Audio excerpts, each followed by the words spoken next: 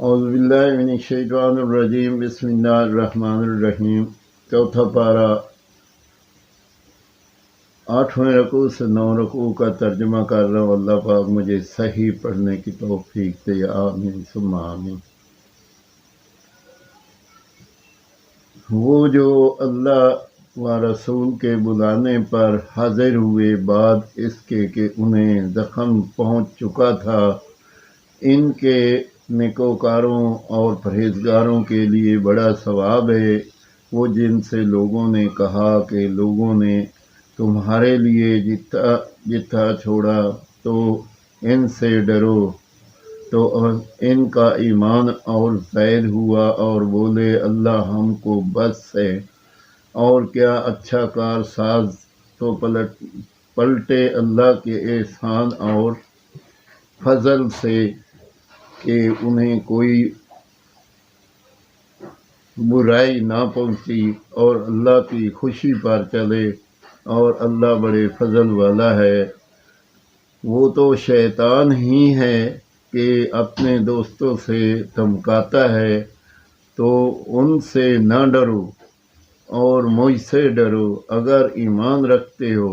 اور اے محبوب تم ان کا کچھ غم نہ کرو جو کفر پر دوڑتے ہیں، وہ اللہ کا کچھ نہ بگاڑیں گے، اور اللہ چاہتا ہے کہ آخرت میں ان کا کوئی حصہ نہ رکھے، اور ان کے لیے بڑا عذاب ہے۔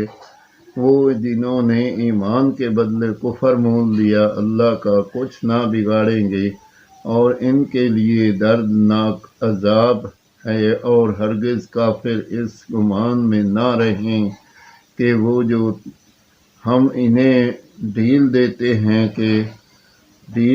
ہیں کچھ ان کے لیے بھلا ہے، ہم تو اسی لیے انہیں ڈھیل دیتے ہیں کہ اور گناہ میں بڑھیں، اور ان کے لیے ذلت کا عذاب ہے۔ اللہ مسلمانوں کو اس حال پر چھوڑنے کا نہیں جس پر تم ہو، جب تک جدا نہ کر دے گندے کو ستھرے سے۔ اور اللہ کی شان یہ نہیں کہ اے عام لوگوں تمہیں غیب کا علم دے۔ ہاں اللہ چن لیتا ہے اپنے رسولوں سے جسے چاہے۔